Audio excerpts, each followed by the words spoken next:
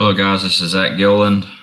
This is my presentation on my research findings for IL 632 Spring 2020 at JSU. I've got a presentation together for you as it relates to student discipline at Sardis High School, which is my building that I work for.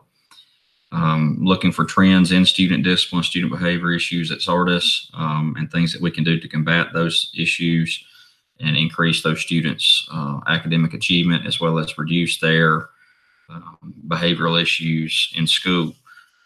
So that's what my research proposal is on. And this video here will be just a summarization of what I have come up with for that research proposal. I'm going to switch the screen now to where you can see the PowerPoint.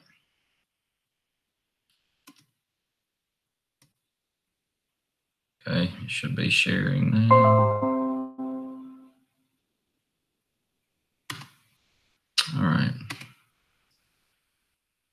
All right, so again, the title of this is Identifying Trends Reducing School-Wide Discipline at Sardis High School. And this, like I said, it deals with, we were initially looking for a trend, and we found that trend. We'll talk about that a little bit further in depth as we get there. First off, Sardis High School, demographically speaking, we're in northern Etowah County. We're part of the Etowah County School District. There are 6 high schools in our district. We are the second largest high school.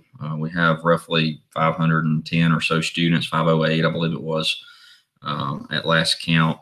We've got 30 highly qualified teachers. We've got a couple of special ed teachers. We've got one principal, obviously, and one assistant principal. And of the 30 highly qualified, as I said, 2 of them are special ed. We've got several in each academic area. 60% of our students are on free and reduced lunch. We are a Title I school. We're located, like I said, in northern Etowah County. Here's a table showing, our ethnicity. We're predominantly Caucasian. We've got 5% or a little over 5% of our population is Hispanic. And then 0.6 of them are American Indian or Alaskan Native. The physical numbers there show you kind of that breakdown. As you can see, we're overwhelmingly Caucasian with our student population. Whenever this proposal began, we had 108 discipline referrals on record for the fall semester and the first month of the spring semester, January of 2020. And if you look at that based on our student population, it's 30.9% discipline to student body ratio. So we want to reduce that number. We're going to have to figure out where the problems are, reduce this number, and by reducing this number, hopefully those students will have a different outlook on education and academic achievement will be on the rise. And that's part of the deal here. This student behavioral issue has adverse effects on our academic achievement within our school. So that's our demographics of the school that we're in. So hypothetically, with this proposal, what I was looking for was trying to figure out if behaviorally challenged students, those who are repeat offenders perhaps, or have some sort of discipline record on file, put them in the behavioral intervention plan, give them a BIP, and that's how we'll refer to this going forward, to BIP. Let them take part in it, see if they, have reductions in their student behavior and increases in their academic gains. Hypothetically, the students who participate in a BIP will show positive gains and reductions in their student behavior. And those who do not, that have multiple discipline referrals, will not show academic gains or reductions in their student behavior. That's the hypothesis of this whole proposal. We use Scantron testing data primarily to check into the academic achievement, who was selected, why were they selected. So when I was pulling that data, we were looking at all 4 grade levels, and come to find that the 9th and 10th grade students were responsible for 85% of our school discipline. And like I said, the iNow data and the Scantron data pretty much are congruently aligned as it relates to the discipline statistics. So 85% of the students are 9th and 10th graders that have discipline referrals on file. So that leads you to ask, is it the grade level? Is it the grade level teachers?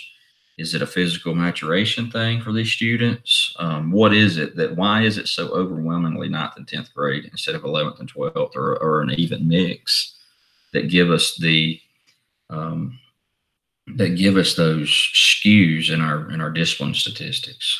Um, the of the ninth and 10th graders, males were 78% of that group. So ninth and 10th grade males made up 78% of the discipline referrals for the ninth and 10th grade classes.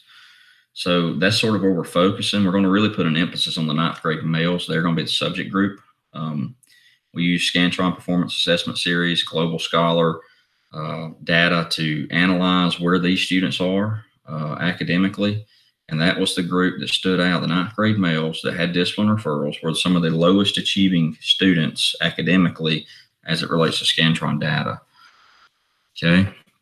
So coming up with a BIP, there's different things that have to go into this. It's going to take a lot of buy-in for everybody involved. Every stakeholder within the school is going to have to be completely on board to implement a BIP. So what we did, or what I did, is I found through my research a school, or the state school board in New Hampshire. They came up with this initiative called PBIS New Hampshire, and it is a positive behavioral intervention system, is what it stands for. So in their state, they put it on a 3-year plan to implement, evaluate, and sustain the way that they handle student discipline. So we're going to sort of take that model and sort of change it, or not change it necessarily, but sort of adapt it to what we need. And what we're trying to do is create a positive, productive, preventive, and learning environment for all students. So if we got student discipline in the classroom, that affects everybody, not just that student who's committing that behavior. So how are we going to do that? We're going to increase our capacity to adopt, use, and sustain effective behavioral practices for every student. And that's what we're trying to do. And like I said, our model will look sort of like the PBIS in New Hampshire.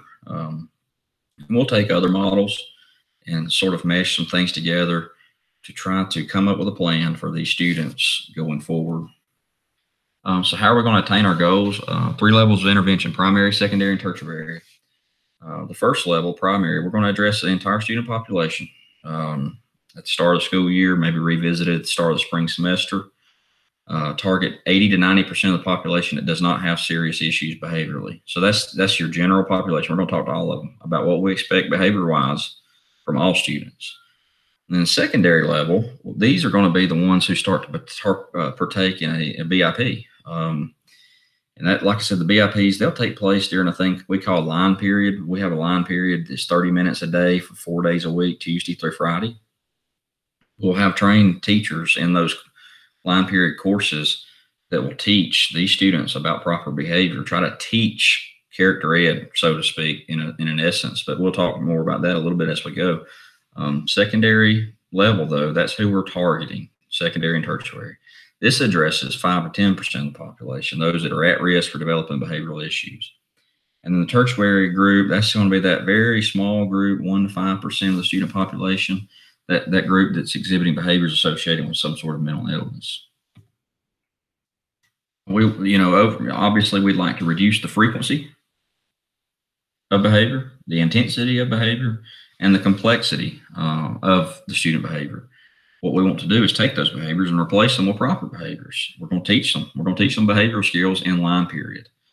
And like I said, that's 30 minutes a day, 4 days a week. There will be initiatives in place in those courses to teach students what's expected.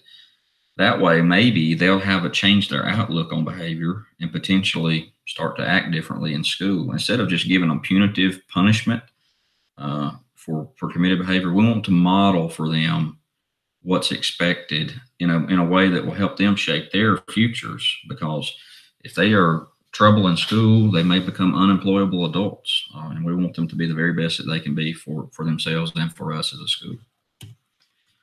Additional measures, getting classroom management efforts off to a good start. Every teacher's got to be on board. There's got to be some congruent alignment within the way we handle student discipline, consistency across the board. And that's something we can definitely work on. Establishing effective rules and procedures. What are effective rules and procedures? Those are things that, we want rules. Obviously, we don't want to be too tightly aligned. I mean, we don't want to have, too much gray area within rules, but we want them to be effective rules and procedures. Procedures aren't really rules, but those are the way we do things. If we can get students in a routine um, of the way we expect things to be done, then that's a good thing across the board. We want to foster positive relationship. I mean, every school does this. Foster positive teacher-student relations, or they may not, but they should. All schools should promote a good relationship with the teacher and the student. Develop a positive mental set. Help them, give them the tools necessary to help them have their own outlook on the way things are done. Help students contribute to a positive learning environment, and we want to activate school-wide measures for effective classroom management. So we got to just get everybody on board. That's through summer-led PD, in-service PD, whatever it may be, as it becomes to like classroom management. Mentor teachers for first-year teachers, or mentor teachers for early in their career teachers.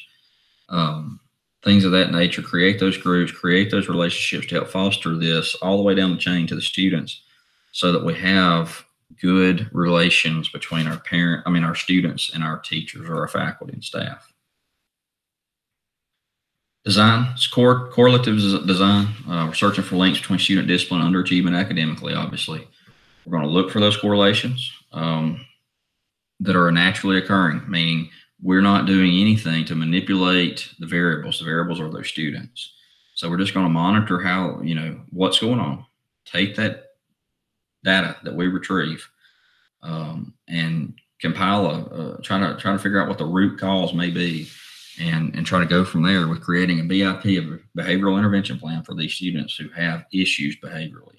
Now, line period is flexible. We can stick students here or there or whatever, and it doesn't really affect the normal school day, because that class is set aside as a buffer zone for things just like this. What are the dependent variables of this study? INAL discipline statistics, Scantron discipline statistics, and the Scantron performance assessment series testing data. Those are the three things we use to gather our data, essentially, for this study. Here's what the timeline looks like. Like you said, it's in my proposal paper. Identifying the problem, collecting data, and reviewing student records, January. February, we'll continue that parts of that. We'll select participants of the group. Like I said, the 9th grade boys, review the literature. I've done a lot of reading, studying on this, different school systems, how they handle this issue. That'll spill over into March. We're basically taking data, collecting it, tabulating it, and analyzing it, the end of the school year and part of the summer, and even into the fall. And then we're going to create this report, prepare a report for the fall to determine what direction we're going to go with implementation of this BIP system, whether we're going to try to sustain it, alter it, change it, fix it, whatever, revise it as needed, so that it'll be the best intervention plan that we can have for our students. Data analysis, summarizing, organizing, simplifying. That's what we're doing. Take it, figure out what it says, organize it, simplify it so that it's easy for all teachers to understand, or administrators. Scantron performance assessment scores are going to be broken down. We're going to look at those students who participate in the BIP, as our part of our subject group. See if their discipline referrals are on the decline and their student achievement is on the rise. That's what we're looking for. Hopefully those things take place, and along the way we'll hit the bumps in the road and figure out what things need to be revised going forward. This is important here. What are the anticipated findings of this study? We're looking to determine the impact of instituting a BIP. What is its impact? Will it be beneficial, effective, a waste of time? If it's a waste of time, it needs to be altered or changed or overhauled. That's one of the first things we're going to look into do. And BIP will allow for increased academic progression for other students, if discipline-prone students improve their behavior. So if there's somebody in the back of the classroom, and I'm a regular student that doesn't cause problems, but there's somebody in the back that's causing major issues on a regular basis, that affects me, and because it's not a very fostering learning environment. Students who participate in the BIP will show academic growth across the board. Okay, that's what we're looking for. We hope to see that. And those same students will show reductions in student discipline. I mentioned that a little bit earlier on that last slide. And researchers expect to prove that a BIP can improve the self-worth and efficacy of students, thus fostering a more positive outlook for all students that take place or partake in or participate in a BIP. So we're trying to mold the way they think about school and the way they behave in school instead of just disciplining them like we're used to seeing. That's sort of where we're going with this. These are my references. Are there any questions for any of you guys? All right. Thank you very much. You have a great day.